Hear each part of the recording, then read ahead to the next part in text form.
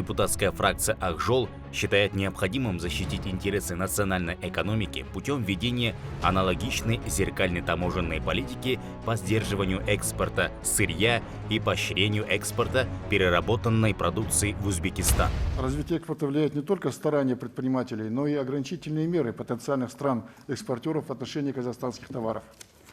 Так, одним из главных торговых партнеров Казахстана по СНГ является наш ближайший сосед, Республика Узбекистан, объемом товарооборота с которой по итогам прошлого года превысили 2,7 миллиарда долларов США.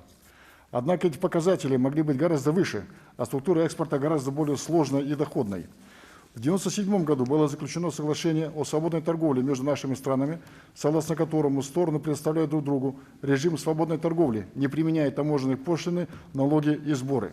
Протоколом от 31 мая 2013 года Узбекистан присоединился к договору о зоне свободной торговли от 18 октября 2011 года, согласно которому страны-участницы договора и Узбекистан принимают обязательство не применять таможенные пошлины в отношении импорта товаров, происходящих с таможенной территории сторон.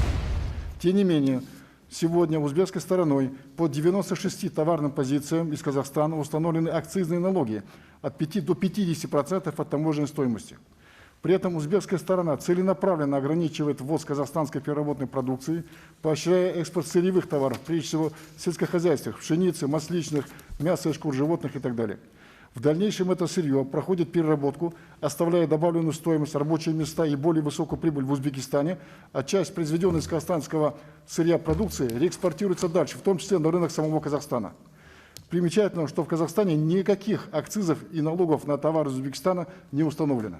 Эта ситуация оказывает негативное влияние на потери бюджета и на сохранение сырьевой направленности и низкую технологическую сложность казахстанской экономики.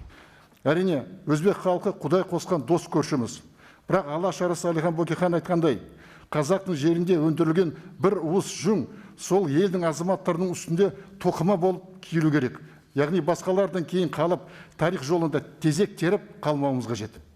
В связи с вышеизложенным, уважаемый Аскар Узакбаевич, депутатская фракция «Ак Жол» считает необходимым защитить интересы национальной экономики путем введения аналогичной зеркальной таможенной политики по сдерживанию экспорта сырья и поощрению экспорта переработанной продукции в Узбекистан, а также дополнительного налогообложения товаров из соседней республики до урегулирования вопроса на межправительственном уровне.